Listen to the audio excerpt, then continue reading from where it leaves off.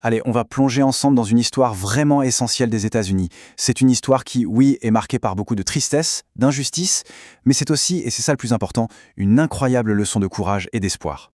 Alors, pour bien commencer, il faut qu'on soit tous d'accord sur ce dont on parle. Le racisme, c'est quoi au juste? Eh bien, c'est l'idée simple que quelqu'un pourrait se croire meilleur qu'un autre juste à cause de sa couleur de peau, de sa langue ou de ses origines. Et c'est vraiment cette idée-là qui est au centre de tout ce qu'on va voir ensemble. Et ça, c'est peut-être l'idée la plus importante à retenir, celle qui donne vraiment de l'espoir. Le racisme, ce n'est pas quelque chose d'inné, on ne naît pas avec. Non, c'est quelque chose qu'on apprend. Et la super nouvelle dans tout ça, c'est que si ça s'apprend, eh bien, ça peut aussi se désapprendre. Bon, on va remonter un peu le temps. Notre histoire, elle commence il y a plus de 400 ans avec une injustice immense, la plus profonde de toutes, l'esclavage. Ok, pour s'y retrouver, regardons un peu cette frise chronologique. Elle va nous servir de carte en quelque sorte. Tout part de 1619, avec le début de l'esclavage. Ensuite, un grand saut jusqu'en 1865, la fin officielle de l'esclavage. Mais vous allez voir, ça ne règle pas tout, loin de là.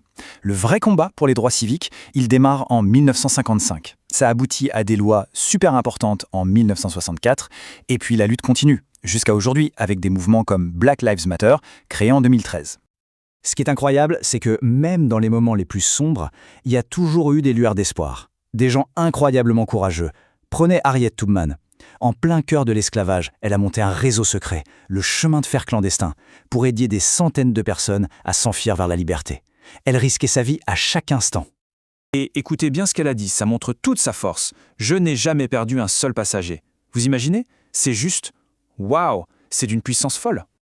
Alors on pourrait croire qu'avec la fin de l'esclavage, tout était réglé. Mais non. Un autre système d'injustice a pris le relais, la ségrégation. Avec ce qu'on a appelé les lois Jim Crow, on a forcé la séparation partout. Des écoles séparées, des bus séparés, des restaurants, des toilettes, partout des panneaux réservés aux blancs et réservés aux gens de couleur.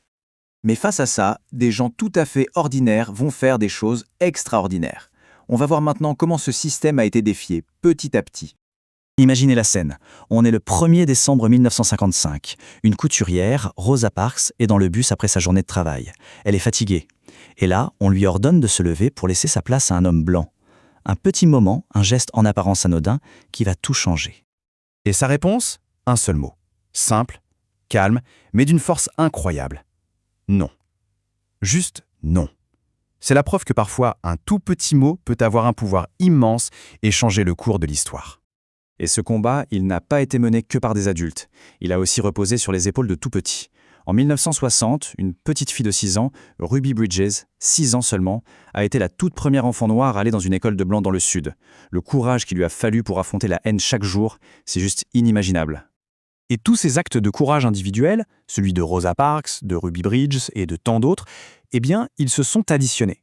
Ils ont créé une vague, un immense mouvement pour la justice. Et le point culminant de tout ça, c'est la fameuse marche sur Washington, le 28 août 1963, avec à sa tête, bien sûr, Martin Luther King Jr. Et c'est ce jour-là qu'il a prononcé l'un des discours les plus célèbres de tous les temps, avec ces 4 mots qui sont devenus immortels. I have a dream. J'ai un rêve de paix, d'égalité, un rêve qui a fait le tour du monde et qui, encore aujourd'hui, nous donne des frissons. Mais attention, le combat, ce n'était pas que les grandes marches et les discours. C'était aussi autre chose. C'était un combat pour la fierté, pour l'entraide, pour construire et renforcer la communauté de l'intérieur. On a par exemple des leaders comme Malcolm X, qui avait un message très fort, l'importance de s'aimer soi-même, de connaître son histoire, d'être fier de qui on est. Ces mots étaient simples et puissants. Aime-toi toi-même, ne t'excuse pas d'être noir. Et à la même époque, un autre groupe, le Black Panther Party, se concentrait sur des actions très concrètes, sur l'entraide. Leur programme était simple, en 3 points. D'abord, nourrir, ils organisaient des petits déjeuners gratuits pour les enfants. Ensuite, protéger, ils assuraient la sécurité de leur propre communauté. Et enfin, éduquer, ils créaient des écoles et des centres de santé. Et la lutte se passait aussi dans les étoiles, ou presque. Pendant que certains marchaient dans la rue, 3 femmes incroyables, Katherine Johnson, Dorothy Vaughan et Mary Jackson, menaient un autre combat.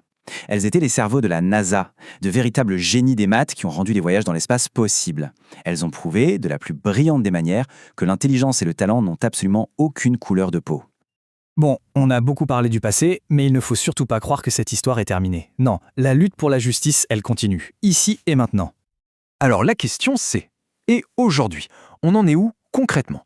Quels sont les combats de notre génération? Eh bien, de nouvelles générations ont repris le flambeau.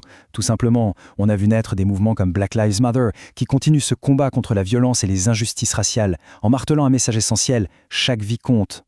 Et au fond, le message des grands leaders comme Martin Luther King Jr. n'a pas pris une ride, il est peut-être même plus important que jamais. Ce choix fondamental entre l'amour et la haine. Il disait « La haine trouble la vie, l'amour la rend harmonieuse ». C'est simple et c'est tellement vrai. Et c'est vraiment ça la conclusion, le point le plus important à garder en tête. Chacun, à son échelle, a le pouvoir de faire une différence. C'est dans nos choix de tous les jours, en choisissant la paix, le respect, l'écoute, qu'on construit brique par brique un avenir meilleur. Voilà pour ce voyage à travers l'histoire. Mais bien sûr, ça ne s'arrête pas là. Si ça vous a intéressé, si vous voulez en savoir plus et découvrir d'autres histoires tout aussi inspirantes, n'hésitez pas à aller voir les pages qui s'affichent. L'apprentissage, c'est un chemin qui ne finit jamais.